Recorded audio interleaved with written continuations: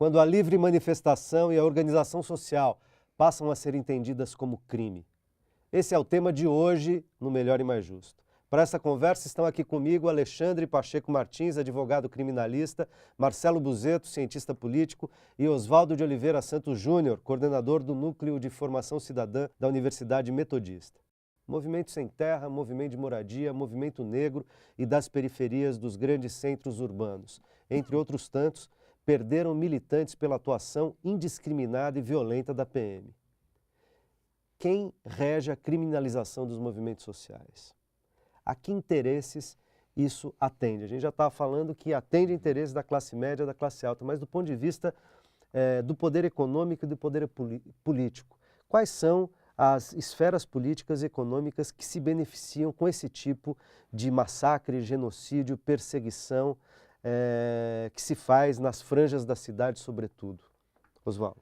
Na realidade, o que a gente observa, historicamente, é que a questão, a gente falava no bloco anterior, que as questões sociais no Brasil, vamos nos limitar aqui, né? A questão social no Brasil sempre foi vista como questão de polícia. E, do ponto de vista sociológico, aí, a polícia como esse braço armado a serviço de interesses do grande capital. Uhum. E há uma intenção, há um interesse o tempo todo da conservação de uma determinada situação, de um determinado estado de coisas. E qualquer tipo de manifestação social que busca a ruptura com esse estado será violentamente reprimida. Então, isso a gente vai observar ao longo de todo o processo histórico em diversos momentos. E o que a gente está assistindo exatamente no momento histórico é esse. Se a gente observar o que você aponta, né, a questão movimento de moradia, né, ou seja, movimento por reforma agrária, movimento negro, né, o que está na base de todos esses movimentos é justamente a ampliação da sua participação como cidadãos. E a ampliação da cidadania significa a diminuição dos privilégios da elite econômica na sociedade. E essa elite econômica que detém os seus interesses e que também, de certo modo, também tem o controle do Estado, né, vai utilizar a polícia como esse braço armado a serviço dos seus interesses, ou seja, da manutenção dos seus interesses e dos seus privilégios. Marcelo, nessa mesma direção, quer dizer, eu poderia usar a argumentação do Oswaldo para dizer que, então não é por acaso que a grande mídia, financiada pela elite econômica, pelos poderes econômicos, a mídia comercial, etc., nos últimos tempos, tem noticiado cada vez mais essas questões, apoiando uma certa violência da polícia, embora fazendo uma distinção. Há a manifestação pacífica e a manifestação violenta.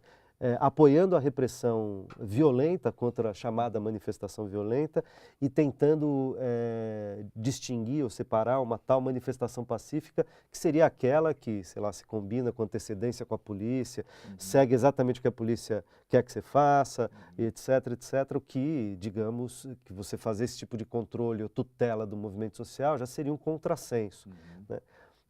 Mas a gente poderia dizer que também a grande mídia, de algum modo, entra nesse movimento e acaba ajudando a criminalizar os movimentos sociais? Não tenho dúvida, né? Acho que tem um bloco de conservador, antidemocrático e antipopular no Brasil.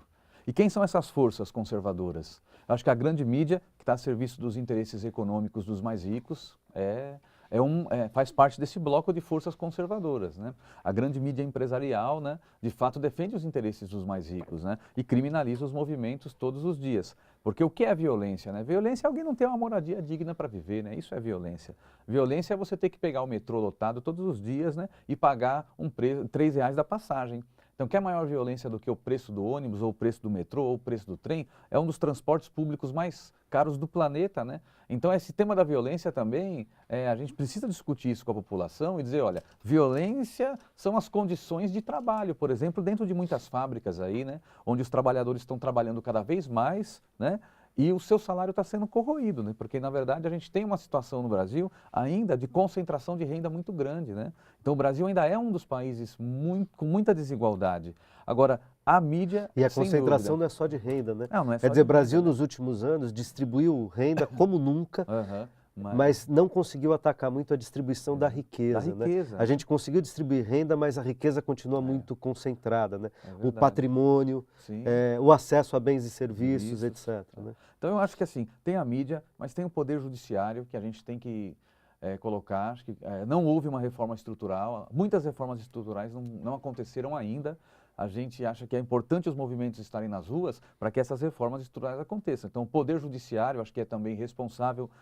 Os governos, nos 3 níveis, eu acho que essas forças conservadoras, elas estão dentro dos governos também, mas elas estão nos parlamentos, seja o parlamento municipal, o parlamento estadual e no Senado e no Congresso. Então você vê que tem uma maioria conservadora no Senado e no Congresso que também é favorável a que tenham leis mais rigorosas para conter manifestações. Então você tem esse bloco de forças que de fato juntos atuam todos os dias. A questão dos meios de comunicação eu acho que é fundamental, porque, por exemplo, hoje empresários só têm concessões, igrejas têm concessões, mas por que os movimentos não têm concessões? Eu queria ligar minha televisão e ver um canal de televisão na TV aberta que não fosse de empresários ou de igrejas. Eu não estou nem sendo contra a concessão para esses setores, mas eu queria ligar o canal e ver um canal do Sem Teto, onde tivesse lá... Sim, ter opção de buscar o tipo de televisão que você quisesse. Queria ligar um canal lá e ter um canal dos movimentos sindicais, onde todas as centrais pudessem estar lá falando e tal. Então, tem a TVT. Tem a TVT. Mas a TVT é resultado dessa luta, né, por democratização dos meios de comunicação. Mas é a única, né? Mas é a única. E a gente acha que isso também é fundamental hoje em dia, né? A gente continuar essa luta e fortalecer esses setores, porque a violência vai continuar se a gente não tiver também meios de comunicação alternativos, né, que combata essa criminalização, né? Agora, Alexandre, quando a gente fala em criminalização do movimento social, quem criminaliza os movimentos sociais costuma argumentar na seguinte direção, diz assim, vocês defendem os movimentos sociais, vocês estão defendendo aqueles que praticam crimes dentro dos movimentos sociais. Como não criminalizar os movimentos sociais e, ao mesmo tempo, não ser conivente com a prática de crimes, efetivamente, que podem acontecer tanto dentro de movimentos sociais, como acontece, como a gente acabou de dizer aqui, pela mão da polícia, por exemplo, né? Eu tenho um pouco de dificuldade em falar sobre conivência. Tudo que acontece no contexto das manifestações tem uma causa e não é despropositado. Mesmo aqueles ditos black blocs, enfim, que vão para as ruas e utilizam da tática de ação direta para demonstrar as suas insatisfações, eles não estão lá sem pensar o porquê estão lá. Eles têm uma política por trás dessa ação. E criminalizar ainda assim essa ação, criminalizar a quebra de uma porta de banco. Enquanto a polícia chega lá, prende essa pessoa, agride essa pessoa. O que é mais violento? Quebrar um vidro de uma porta de um banco que quebra pessoas também, ou você quebrar os ossos dessa pessoa que foi lá e está demonstrando a sua insatisfação contra um sistema capitalista, financeiro, que domina o mercado há tantos e tanto tempo. Mas uma coisa que eu acho que é muito importante, inclusive vindo um pouquinho no mesmo lado que o Marcelo expressou aqui, é sobre falar um pouquinho sobre o poder judiciário. O poder judiciário é um poder que ele é um pouco blindado na sociedade brasileira. Se fala muito sobre a atuação do legislativo, cobra-se muito dos nossos legisladores, fala-se muito do executivo, dos governos federais, estaduais, mas fala-se muito pouco do poder judiciário. Quem são nossos juízes? Quem são as pessoas que estão nos julgando? Quem são as pessoas que estão lá colocando em uma canetada se você vai ficar 5 anos numa prisão, 10 anos numa prisão? Como que se chegou a ser juiz? Qual é a estrutura do sistema de ensino brasileiro que levaram essas pessoas a se tornarem magistrados? Hoje em dia, é necessário pelo menos 3 anos após se formar para virar um juiz, para poder prestar um concurso para o Ministério Público, enfim. Dentro de um sistema capitalista em que você tem que ficar 3 anos estudando para depois poder prestar um concurso como esse, só pode ficar 3 anos parado estudando quem tem condições financeiras para isso. O que a gente acaba vendo é que somente pessoas de classe média alta acabam conseguindo passar num concurso, porque tiveram condições e estruturas que os permitiram estudar durante algum tempo, enfim, e assumir esses cargos. o que a gente acaba vendo também, que, em geral, juízes, promotores, são filhos de desembargadores, filhos de promotores. Mantém-se a mesma estrutura desde que o mundo é mundo na estrutura judiciária brasileira. A gente não consegue fazer qualquer tipo de reforma sem pensar em, por exemplo, uma discussão que está na pauta do dia, cotas raciais para o Poder Judiciário. Não se fala em cotas no Poder Judiciário. Cotas para deficientes físicos no Poder Judiciário. Quantos juízes deficientes físicos vocês já tiveram a oportunidade de ver? Então, mas eu queria entender uma coisa nisso que você está falando, até para que a gente deixe isso muito claro.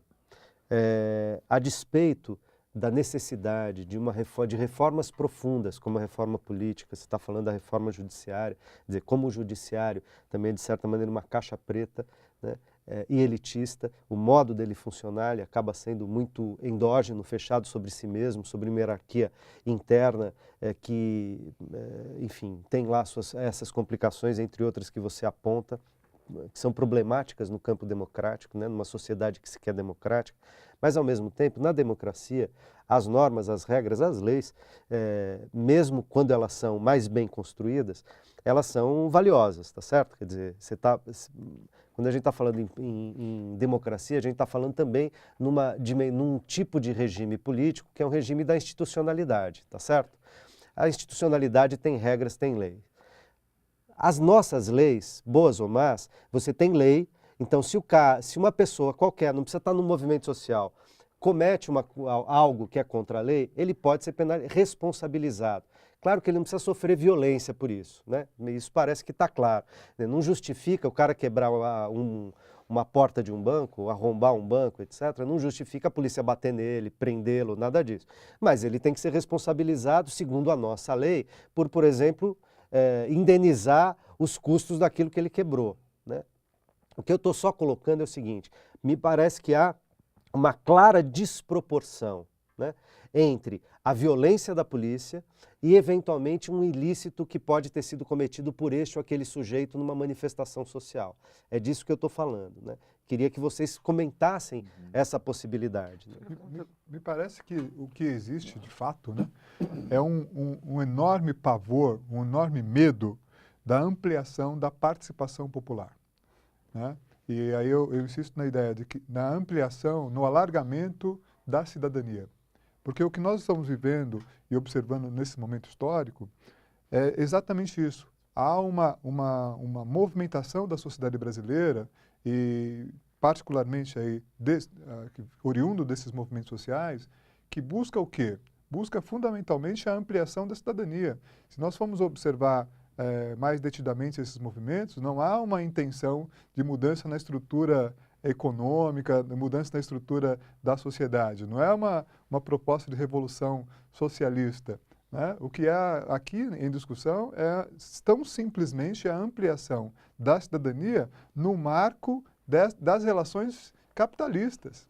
Né? Não há nenhuma... Na institucionalidade que está dada, tá certo? Dado, né? Quer dizer, exercer os direitos que já temos, inclusive, ou conquistar direitos no marco da institucionalidade. Previsto, né? São constitucionais, quer dizer, o direito à habitação, o direito à educação, o direito à moradia, o direito à reforma agrária que está previsto na Constituição. Quer dizer, não há absolutamente nenhuma ruptura com as instituições. Mas, mesmo assim, há uma reação extremamente conservadora e violenta por parte das elites econômicas do Brasil, porque elas temem essa ampliação da participação popular.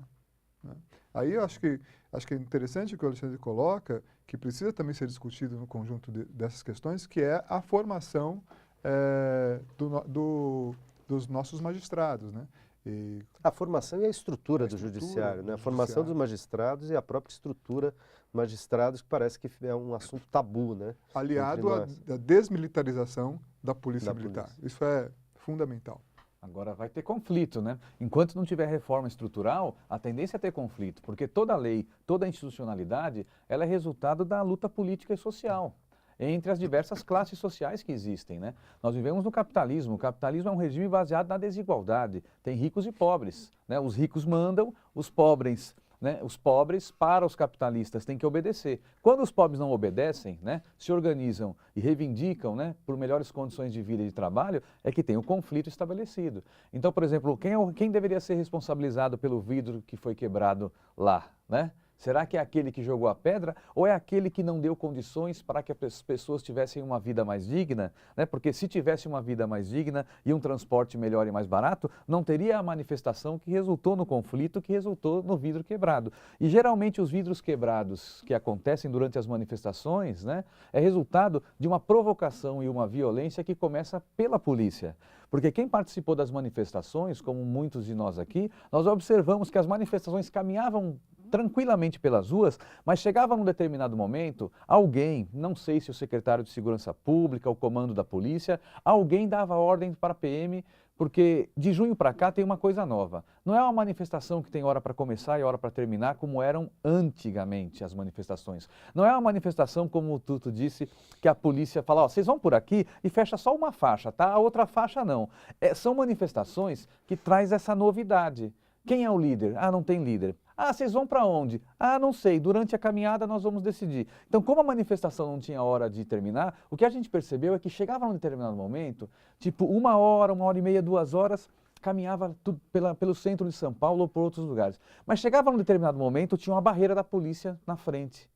Me parece que alguém dava ordem o seguinte, olha, eles já andaram 1 hora e meia, já pararam o trânsito, agora chega. Então chega, vamos dar um basta nisso. Então a hora que a polícia estava com a barreira e a tropa de choque lá, tentando impedir a continuidade, era o momento em que se estabelecia uma tensão e me parece que depois dessa ação da polícia, que já chegava formando ali, né, um cordão de isolamento para não passar, aí um policial já vinha, jogava uma bomba aqui, outra bomba ali, e nessa reação à violência iniciada pela polícia é que aconteciam situações, né, isoladas como essa. Mas eu quero que a gente reflita isso. Quem é o responsável por qualquer tipo de conflito que está acontecendo? São os banqueiros, são os grandes empresários, né? São aqueles que ganham dinheiro com a especulação e são aqueles parlamentares conservadores, né, que impedem que se cumpra a Constituição brasileira. Porque hoje, como o Alexandre e o Oswaldo falaram, se a gente tivesse hoje um movimento no Brasil pelo cumprimento da Constituição brasileira, vamos pegar todos os direitos sociais que estão na Constituição e vamos aplicar.